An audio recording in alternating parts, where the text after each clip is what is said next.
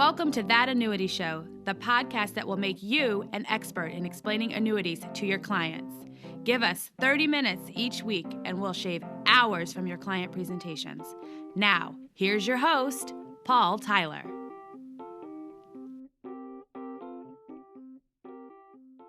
Hi, this is Paul Tyler, and welcome to another episode of That Annuity Show. And we've got a full complement of co-hosts. Will, welcome. Great to be here. Mark, do you have a good 3-day weekend? I did. I had a great weekend, Paul. How about yourself? It was great. Cross-country. I actually managed to go cross-country skiing by myself. Couldn't get anybody else to do it, but socially distanced on the nice. the trails. It was good. It was fun. Ramsey. Yes, sir. How are things? Great to be back as usual.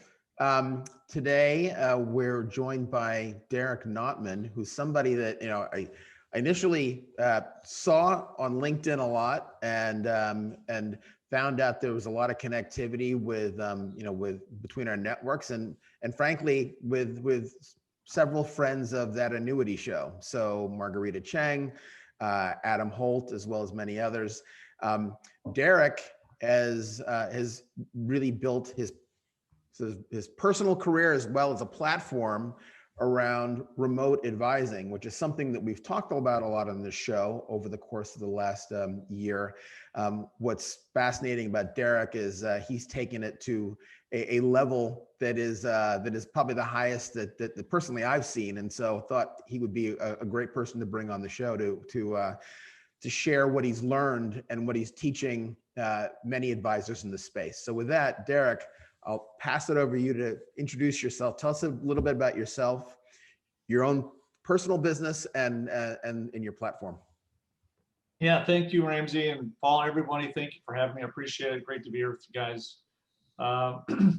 Yeah, I guess it's kind of an interesting story. I've been an advisor since 2006 and made the virtual transition, if you will, in 2013. That's when I dipped my toes in the water. And have been living it ever since. Absolutely love it. I've got a bit of what we call travatude over this last year with lockdown, just because I haven't been able to travel the world as much to work remotely.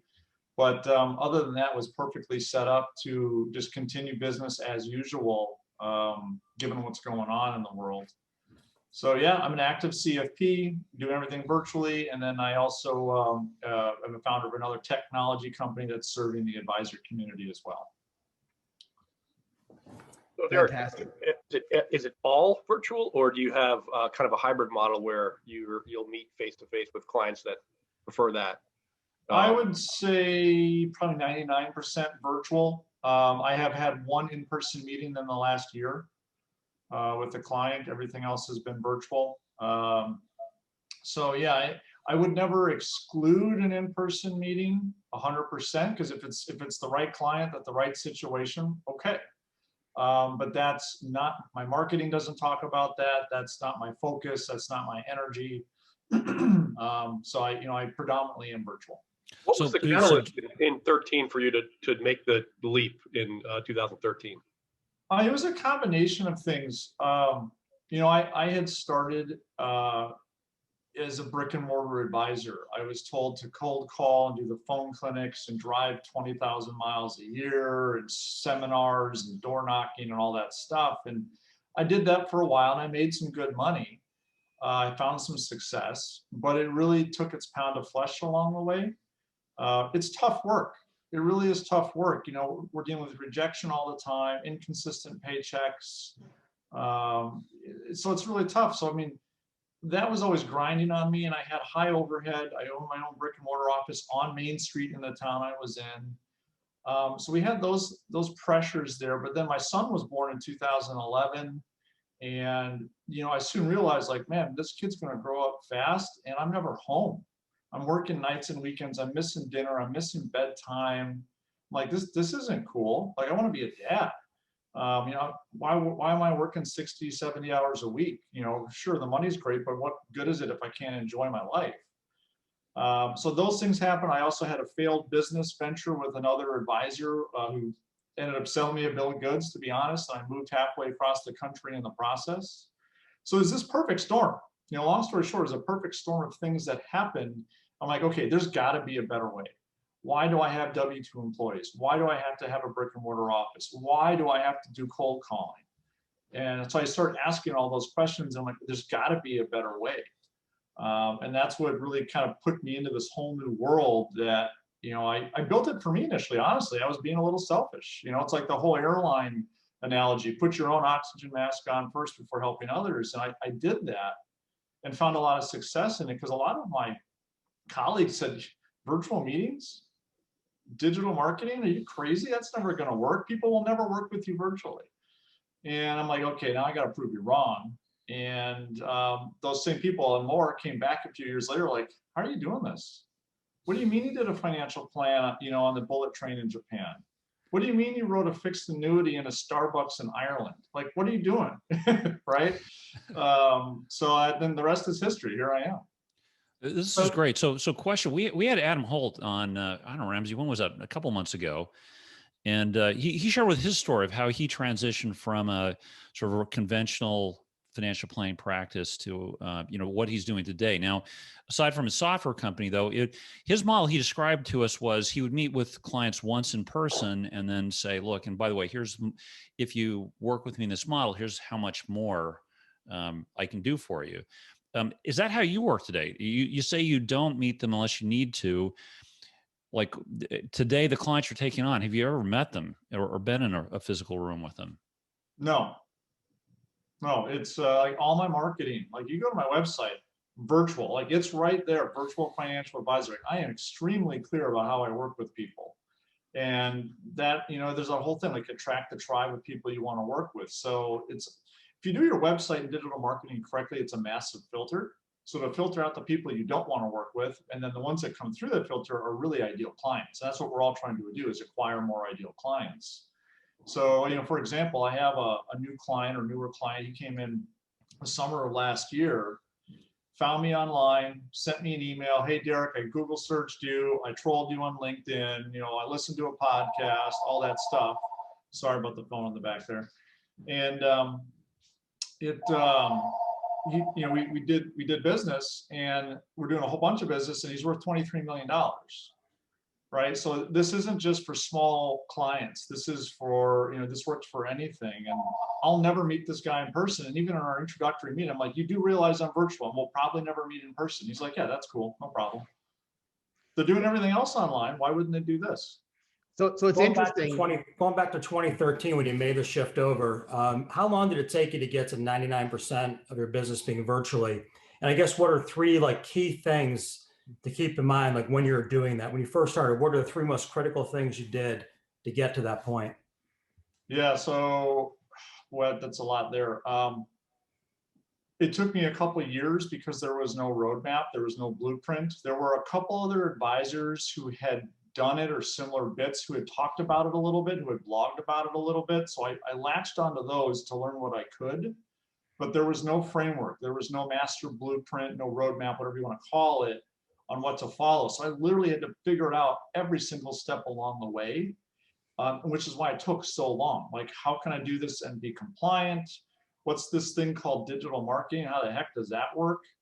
All of these different things. And, so that was tough. That's why it took so many years. I would say some of the big things that people have to think about to make sure they do this correctly is, one, you got to get your mindset right. That's huge. Without the right mindset, it'll never happen. And an example, I talked to an advisor last week.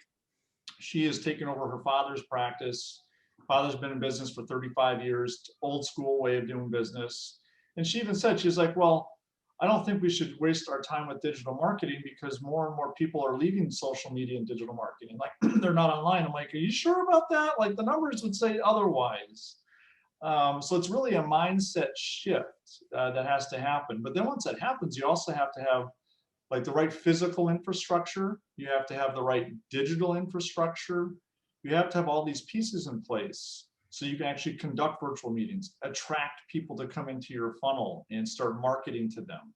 There's so many components that have to be done right. And the analogy I like to use is the Lamborghini. I've tracked their Huracan at Road America. And one of the things I got to thinking about is, why can they charge $300,000 or more for a car? And it's not because it's got great tires or it's because it's got an amazing engine or suspension, whatever. It's because Lamborghini figured out how to put it all together, right? How it all fits together to make this car that just functions at such a high levels. And that's what they figured out differently than all the other car makers, right? They figured out how to do it a much better way. And that's why they can charge more, but that's why they also have the best product out there. So it's the same thing as an advisor. You have to have all these different parts. You have to have a great engine, great tires, great exhaust, suspension, all these things. And you have to know how to put them together in a way that gets maximum efficiency and effectiveness. One of the things that you said earlier that was very interesting, and I'm wondering, like if we're also sort of seeing a change in the market. Let me just sort of take it back up a little bit. One is this idea that in starting your business, that it was about finding clients that wanted to be virtual, right? So there's so many clients out there, some subset of them want to be virtual. There aren't very many virtual offerings. And so your initial niche was that it was that virtuality. But now in the time of COVID, I'm wondering, is the market sort of moving that way as well? So before it was a niche, but what do you think is the arc of progression towards it being perhaps the more dominant ask from clients? Great point there, Ramsey. So yeah, initially I was kind of one of the first to the scene, right? So you get some benefits of that. 2020 made everyone go virtual. So now there's not as much, it's not as unique as it used to be, but that's okay. Because at the end of the day, virtual or even semi-virtual, I'll say, I think we're going to swing back to a sweet spot where semi-virtual is probably the norm or the accepted standard. I'm way off on the deep end, right? I love virtual. It suits my lifestyle very well. So that's kind of why I'm there. But virtual is the medium. Okay. That's all it is. We've replaced a kitchen table, a conference table, a seminar selling room with what we're doing right now. So the advisor, one, has to embrace that and learn how to use it, because even if they don't want to do it all the time, their clients are expecting it. The consumer is looking for that. And if we don't do that, they're going to go somewhere else where they can get that. But then the opportunity is now we can really figure out what our true niche is. Being a virtual advisor is not a niche. It's like saying you work with retirees and pre-retirees. Virtual advisor is the mechanism, the medium, the way that we deliver our services and our products and our advice. But you actually have to drill down farther on that. And I talk a lot about that in my system. Like, how do you define your ideal client, your niche? Because at the end of the day, that can't be commoditized. That can't be, replicated. Like, you are you, and that's at the end of the day what people, what does Simon Sinek say? Like, people buy your why, right? So figure that out as part of your ideal client and your niche, and the rest takes care of itself, and then just deliver it in a virtual or semi-virtual manner. So the interesting thing is that, well, first of all, let me ask you this: like, what are some examples? What are some success stories of advisors you've worked with, or could be in your own situation where they've established a niche? What's an example of an effective niche that you've seen somebody really capture? Yeah, boy, there's so many. Now you're putting me on the spot to give you some examples. So I've got one who he has rebranded everything. He was a generalist, and now he works very specifically with Italian restaurant owners. Okay. And he's making all of his branding around. I've got another one who he is in the trade. His family has been in the trades forever. Like, this guy grew up on a construction site. Yeah. And so now he's drilling down and working very specifically with that type of clientele.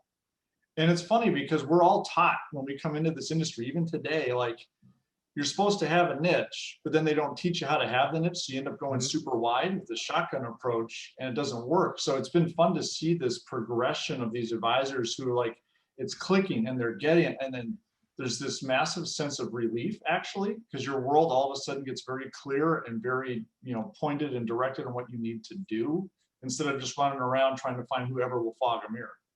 And do those guys, so they've now found a niche, are they able to then service that same niche in a broader, more national context? Yes. See, now we can ditch the zip code, right? We have location independence. There's a great quote by Michael Kitsis, and I will butcher it, but basically he is saying is that, clients no longer have to find the best advisor in their zip code, but will find the best advisor to serve their needs.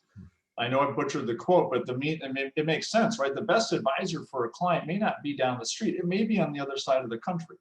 We don't know. And so with with digital marketing and going at least semi-virtual, now advisors can take advantage of that and market to the exact people. And that's great for the advisor too, because at the end of the day, advisors want ideal clients. They don't want just leads or more clients. They want ideal clients so they can work with the type of people that really makes them happy and they love serving. So it's this beautiful thing that happens where your world all of a sudden opens up.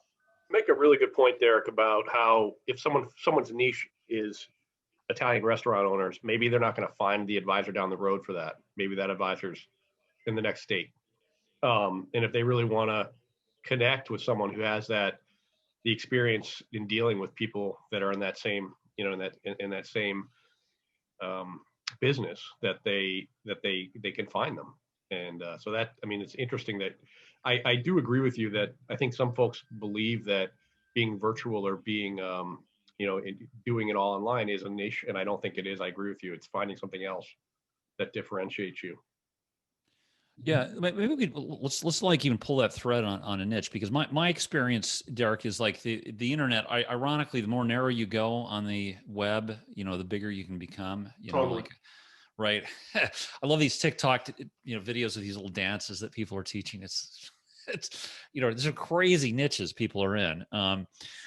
If I'm an advisor thinking about that, and I love your point about I'm no longer my key differentiator can't be my zip code. Mm-hmm. So do you see advisors like more successfully carving in a niche by product specialty, by community? You mentioned the Italian restaurants, by style, by process. Are there any rules that say, oh, listen, if you're going virtual, these, Paul, those kind of work there, but really if you're going digital, these are the types of niches to focus on going forward? No, I think actually almost any niche really could be served virtually.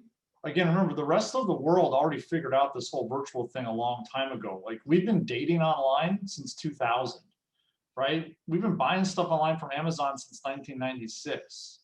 So we've been doing a lot of these things for a very long time, but the financial services industry has always been late to the party. It's a big ship, takes a long time to change course. So we're finally getting there. So I wouldn't say that any niche would be precluded from the virtual model. What really it comes down to is the advisor. People, at the end of the day, at a DNA level, we connect with other people that are part of our tribe, that understand us, that have shared commonalities, shared experiences, shared philosophies, hobbies, passions, you name it. And if we don't connect on those levels first, the other stuff is never going to matter. Once we do, though, then your credentials, your products, your services, all of those things, your specialties become extremely important. But if I'm looking to work with somebody, I want to know that they're like me, that they understand me. And then once I do, I'm like, okay, here we go. And I'll give you an example for myself. I had to hire a new accountant. I looked online, there's as many accountants as there are advisors, if not more, right? So there's a lot there. So I really had to drill down, and what I found myself doing is trying to find, okay, who is this person? Are they like me? Do I think I like them? I interviewed some, I had a conversation, and I didn't care about their credentials at all until I figured out, like, hey, this person actually gets me, and we're speaking the same language, so now they better be able to tell me how to help me with my taxes. I think that's what happens across the board. I think that's where the advisors have so much opportunity, is because they're them. You can't commoditize yourself. You also can't outsource yourself. So if you figure out who you are and get extremely clear on that, and then communicate that to your ideal clients, man, your whole world opens up. It's amazing. What about overcoming like the trust concerns? People are getting hit with a lot of things, online, different spam type things. How do you overcome that, and how do you come across and make yourself genuine to the consumer? So again, I love the analogy of we don't do it anymore at all right now because of COVID, but you don't go to a cocktail party, networking event, birthday party, whatever, and stand in the corner by yourself with a drink next to the fake plant, right? That's just weird and creepy. And then everyone's like, who's that creep over in the corner, right? So it's the same online. You have to create this environment of what I call trust and transparency. And you can do that through telling your story and being extremely transparent. So I'm very active on LinkedIn, for example, and I share a combination of personal and business things so people can really get to know me. My websites are very transparent. So we have all these digital assets that we can own, and we have to tell our story there and let people get to know us. And eventually they're going to reach out to us. So instead of outbound cold marketing where we're just pounding the phone or the doors, just put your message out there and be consistent with it. Be genuine, be honest, be transparent, and then you're going to attract the type of people that want to work with you. And as I said, the example with this client I received last year, he did his research on me. He checked out my websites. He listened to a podcast I was on. He looked at my website, my LinkedIn stuff to get to know me before getting to a point to say, okay, I have something in my life I need help with. I like Derek. I feel like I know him already. I'm going to go talk to him to see if he's the real deal. And that's how you do it. If you do it correctly, that can just be on autopilot eventually. How do people figure out how to do it correctly? Because like one of the issues is like there's people on the inside. So on the one extreme, there's, I don't know, I'm gonna pick the Kardashians or something like that. Like, so, or Gary V, right? So so everything they do turns to gold because they're already there. But for people starting out, right, how much time and effort should they expect to put in? So there's the daily time, right? Yep. And then there's the sort of the longer bit of time it takes before you get some of that traction. So you're talking about putting a lot of top of funnel stuff out there for a while. How long should that take? How do you figure out if your stuff is good? And when can you start sort of defining success?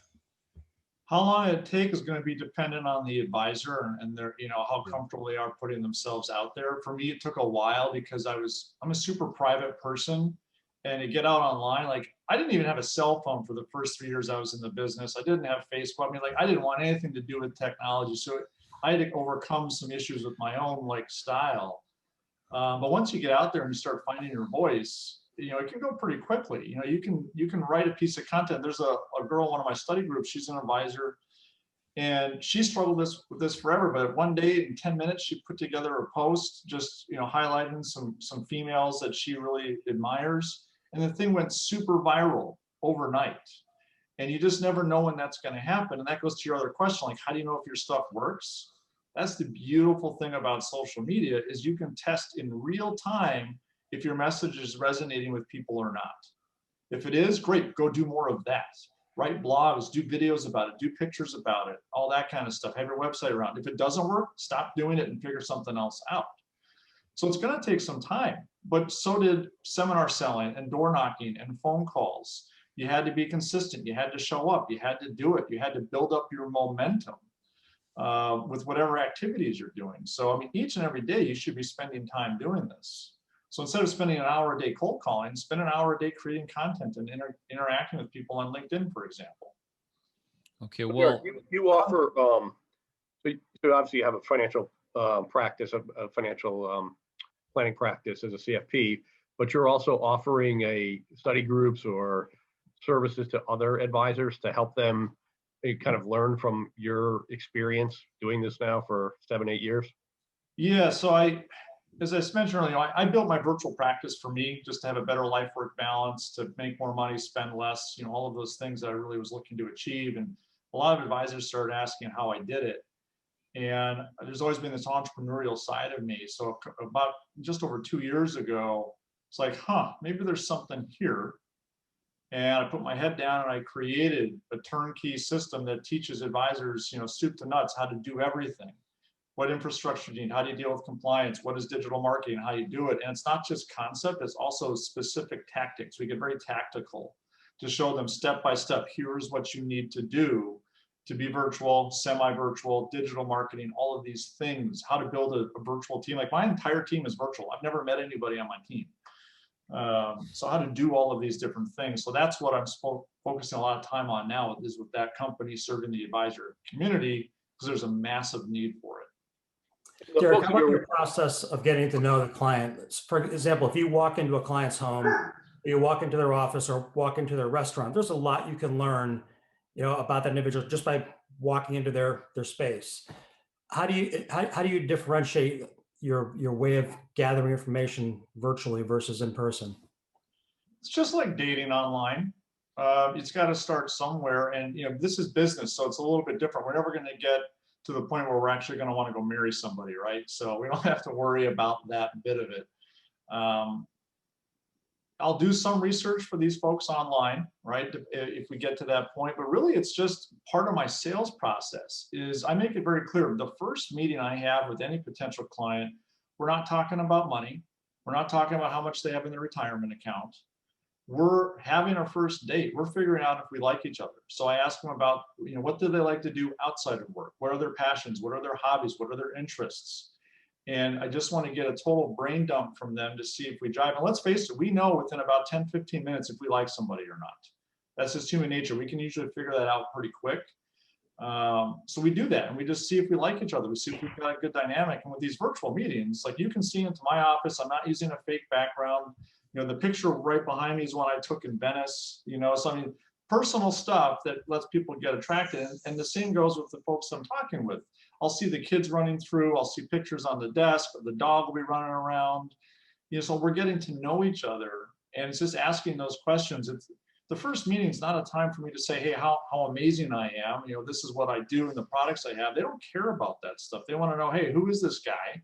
Do we like him? Can we get along? Can we work well together? So it can be done. There's no difference versus doing it over a kitchen table. I know some advisors are going to say, well, yes, there is. I've been doing this for 8 years, and I've had a lot of success doing it. So there's something to this here. And sometimes the advisors might say, well, I really like being in person. That's fine. Then run a semi-virtual practice. Maybe do what Adam Holt did. Have your first meeting in person. Do everything else virtually. Maybe do an in-person check-in every once in a while. There's nothing wrong with that.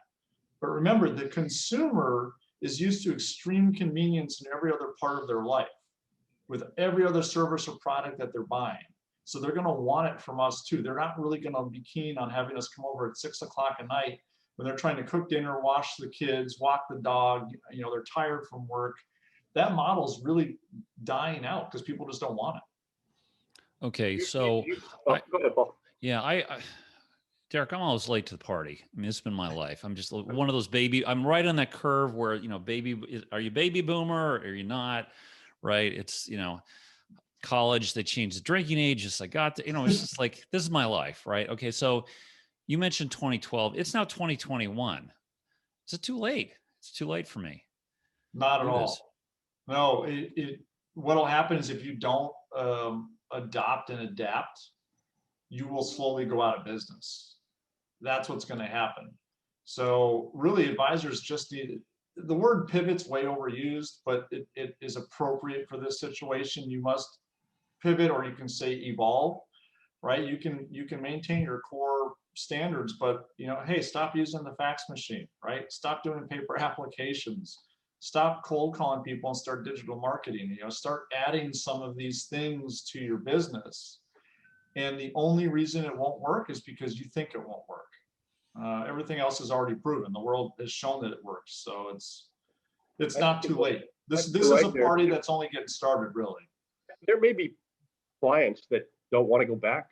COVID goes away, vaccines come out, and there's an ability open to go back into kind of meeting, you said, across the kitchen table or the conference table. But there may be some clients, due to the convenience and otherwise, say, I'm not going to go back. I don't need to.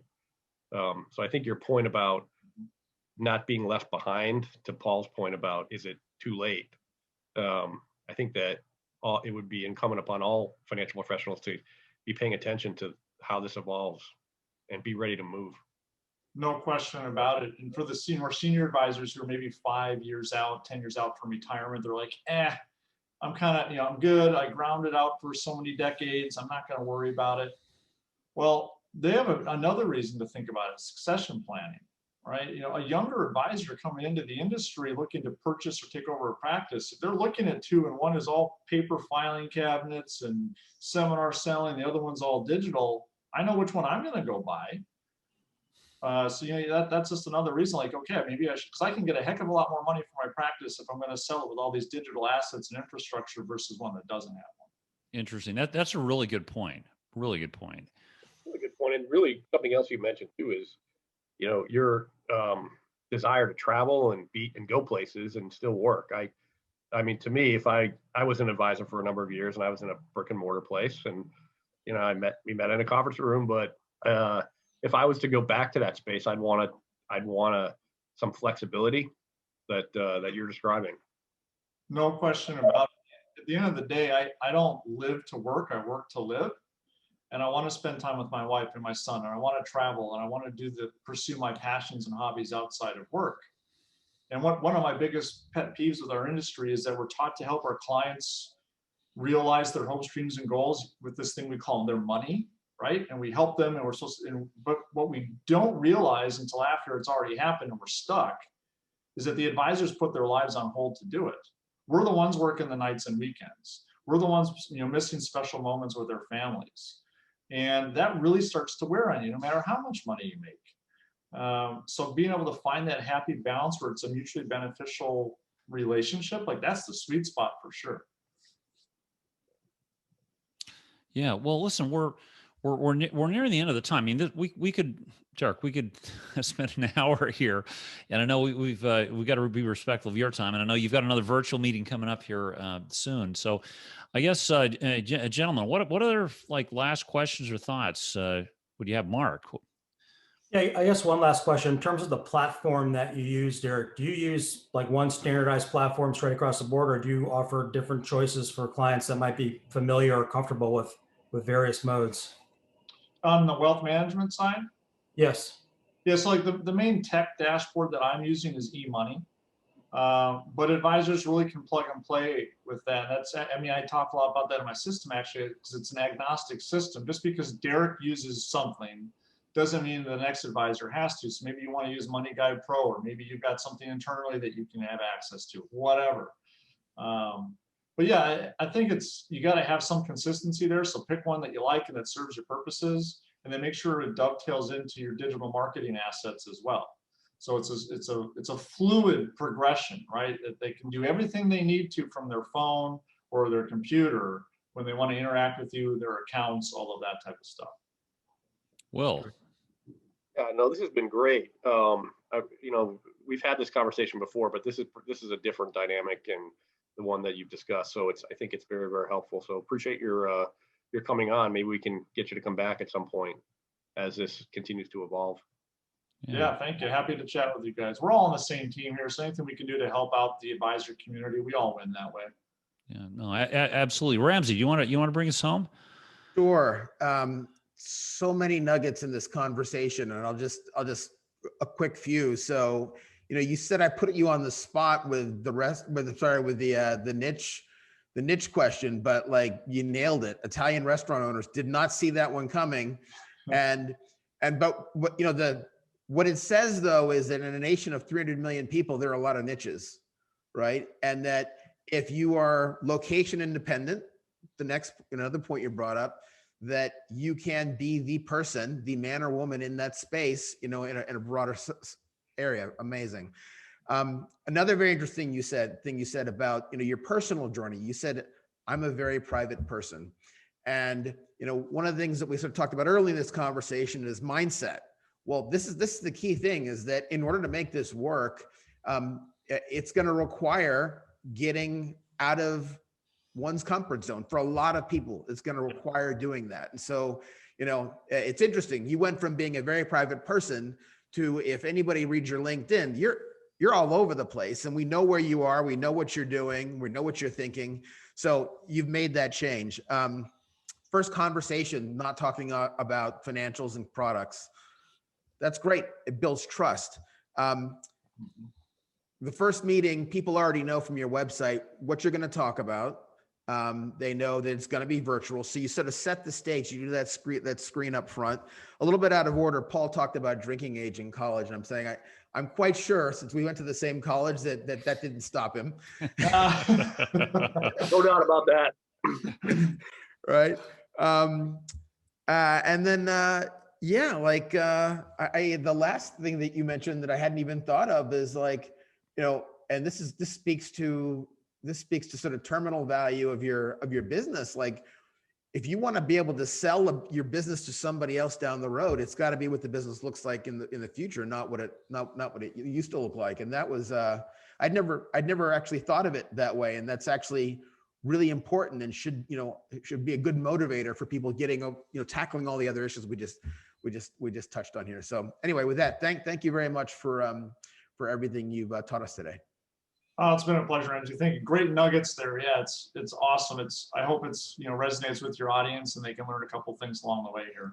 Yeah. So Derek, we do have a lot of advisors who listen to this show. What's the best way for people to reach out and find more about how you could help them? So LinkedIn, great place, right? Again, we talked about that. I'm very transparent there. I'm very active there. I do answer all of the notes, from folks personally. Okay. It is me. And then you can also check out virtualadvisorsystem.com. I don't know, you guys throw that in the show notes or whatever. Absolutely. But that's where they can go learn more about my system. But, start with me on LinkedIn, get to know me, right? It's the same thing. What's so beautiful about it is advisors every day, like I got a new lead, if you will, of an advisor interested in my system as we were having this conversation. And it's proof positive that what I teach works. And that's what's so cool about it. So yeah, just come check me out. Let's have a conversation. Excellent. All right. Hey, thanks for listening to our show, and join us again next week for another episode of That Annuity Show. Thanks, everyone. Thanks for listening. If you've enjoyed the show, please rate and recommend us on iTunes, Stitcher, Overcast, or wherever you get your podcasts. You can also get more information at thatannuityshow.com.